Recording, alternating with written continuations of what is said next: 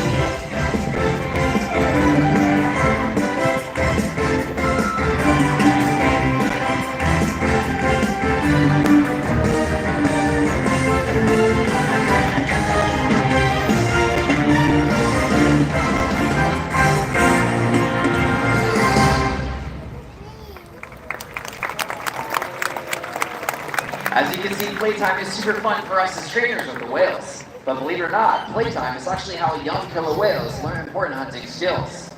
Killer whales are apex predators, so they'll prey on pretty much anything, from fish and marine mammals to great white sharks, and even the largest animal on Earth, the blue whale. The blue whale is 5 times longer and 50 times heavier than whales just like Ulysses, Orca, or Keith. So you may be wondering, how does a whale their size, brand a whale, that size out there in the ocean, skill and teamwork allow them to hunt the blue whale and all other different types of prey. In fact, killer whales have developed unique hunting techniques all around the world. They'll use their tail flukes by flapping, tossing, and throwing.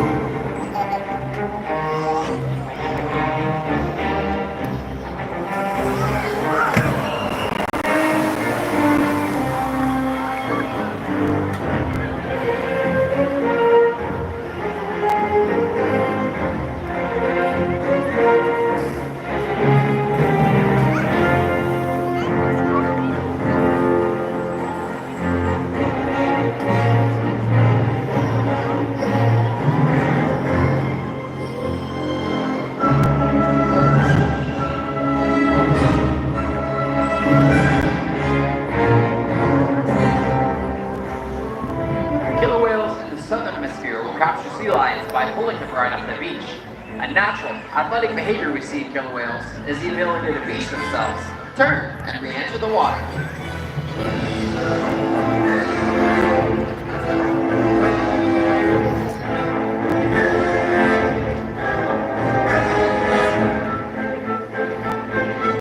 Transient pods of killer whales in the Pacific Northwest prey on marine mammals. They rely on quiet stealth to hunt their prey.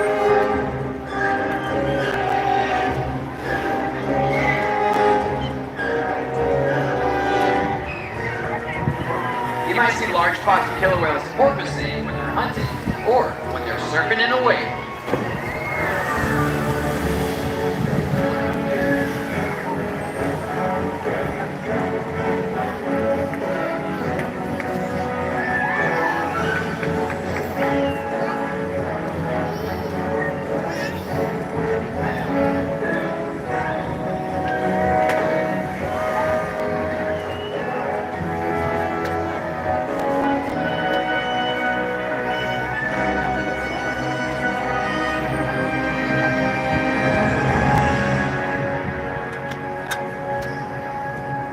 Antarctic killer whales create waves that wash over floating ice and knock seals into the water.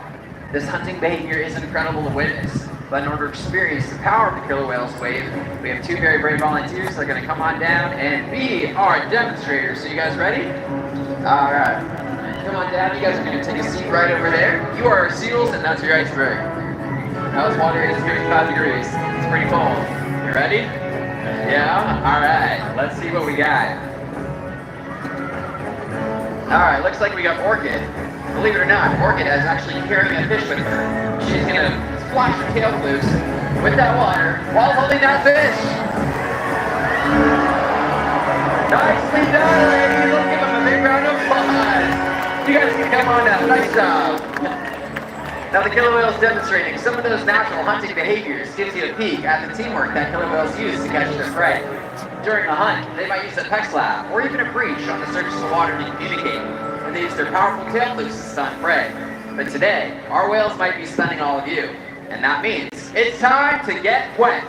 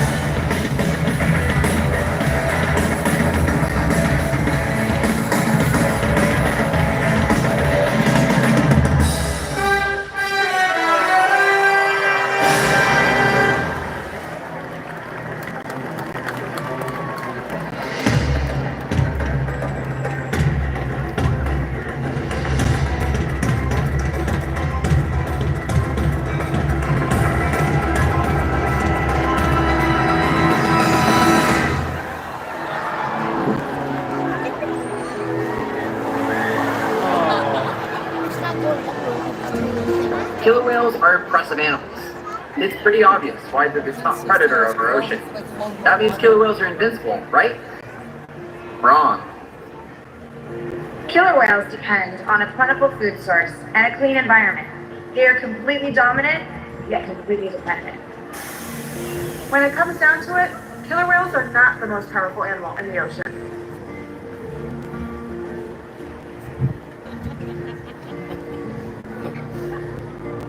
Their future depends on you, through your actions. Through the choices we all make. We hold the future of killer whales and the ocean in our hands. Killer whales continue to surprise and engage us. They're the perfect ambassador for the ocean. Limitless, connected, and powerful. But still vulnerable. The ocean needs our help, and that can seem overwhelming, but together we can make a change. So much to learn. So much to explore. So much to protect. The ocean is facing significant changes, but don't give up. Be inspired. The killer whale story is still being written, and there's simple things we can all do to make a difference. All it takes is one. One choice. One positive act.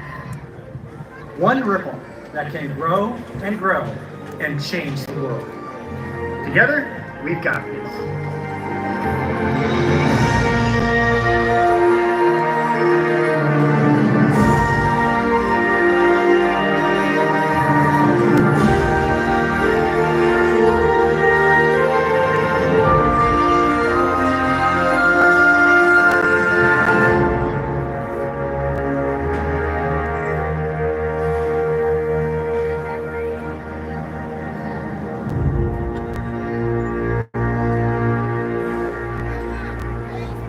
Now, ladies and gentlemen, we'd like to invite you to join us for one final high-energy exercise session with our friendly killer whales. This is Aikaika, Shuka, and 60-year-old Corky.